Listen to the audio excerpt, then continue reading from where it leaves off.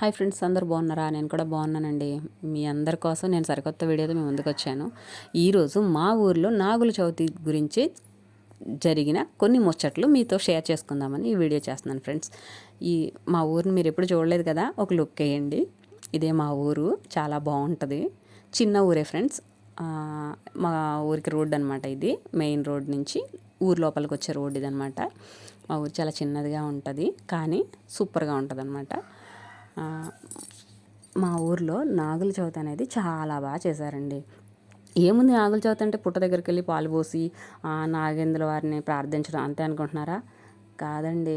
మా ఊర్లో early morning లెగిచి నాగుల్ని పూజించి పుట్ట దగ్గర పూజలు చేసి అంతా ఆయనకి ఇచ్చే ప్రసాదాలంతా ఇచ్చి ఆ పూజ అంతా అయిపోయాక మా ఊరి శివాలయంలో చాలా బాగా యజ్ఞాలు, పూజలు, వ్రతాలు, కళ్యాణము ఇలాంటివన్నీ జరుగుతాయి అన్నమాట నాగుల చవితి రోజున. ఎందుకంటే ఇప్పుడు ఈశ్వరుని కుమారుడే కదా సుబ్రహ్మణ్యేశ్వర స్వామి.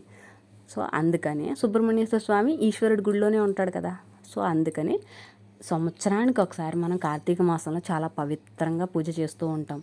ఈ కార్తీక మాసంలోనే మనకి శివుడు, కేశవుడు అండ్ సుబ్రహ్మణ్య స్వామి, అయ్యప్ప స్వామి వీళ్ళందరూ శివ పరివారం అంతా పూజించే మాసం ఏదయ్యా అంటే కార్తీక మాసం ఫ్రెండ్స్.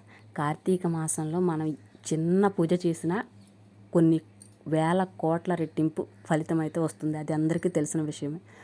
మా ఊరిలో నాగుల చవితి రోజున శివాలయంలో దీపాలంకరణ చేస్తారు, బిల్వ పూజ చేస్తారు, అభిషేకం చేస్తారు. సుబ్రహ్మణ్య స్వామికి, ఎస్పెషల్లీ సుబ్రహ్మణ్య స్వామికి అభిషేకం చేసి పుట్టమన్నుతో చాలా ఆయన్ని పూజ బాగా చేసి అనమాట.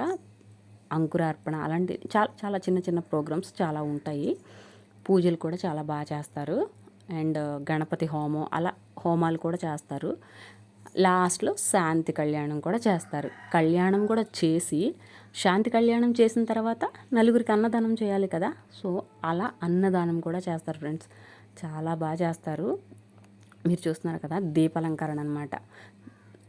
దీపాలంకరణ అయితే లైట్లన్నీ తీసేసి ఈ దీపాల వెలుతురులో చూస్తే అసలు రెండు కళ్ళు చాలు అనమాట. అంత బాగుంటుంది.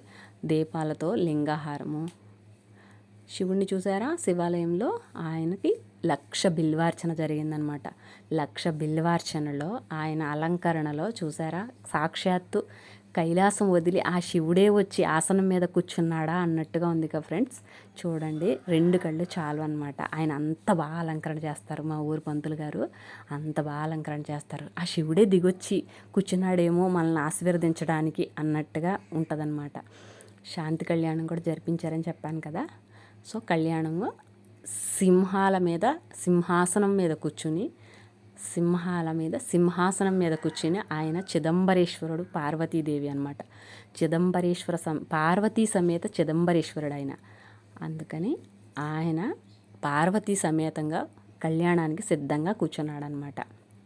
కళ్యాణం కూడా చాలా బాగా చేస్తారండి.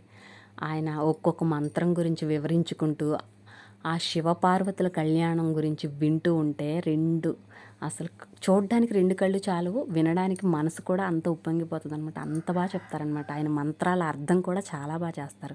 అందున వేద పండితుల నడుమ వేద మంత్రాలతో అర్థాలు వివరిస్తూ జరిగే గొప్ప కళ్యాణం అనమాట శివ కళ్యాణం. ఆ శివ కళ్యాణం చూడడానికి రెండు కళ్ళు చాలవండి. మనం ఎంతో పుణ్యం చేసుకుంటేనే ఆ కళ్యాణాన్ని మనం ఆ సమయానికి వీక్షిస్తున్నాము అనిపిస్తుంది అనమాట. అంత బాగా చేస్తారు. అట్ ద సేమ్ టైం ఆ దీపాలు కనిపిస్తున్నాయి కదండి, ఆ దీపాలు ఫస్ట్ పిల్లలు లేని వాళ్ళు వెలిగిస్తే ఆ దీపాలని వాళ్ళకి సంతాన యోగం కలుగుతుందంట. అది ఒక కొత్త విషయం నేను తెలుసుకున్నాను అనమాట. తెలుసుకున్నాను. దీపాలను ఫస్ట్ దీపం పిల్లలు లేని వాళ్ళు వెలిగిస్తే వాళ్ళకి సంతాన యోగం కలుగుతుందంట. వాళ్ళ ఇంటికి ఒక పసిబిడ్డ ఆ వెలుగునిస్తాడనమాట పుట్టి.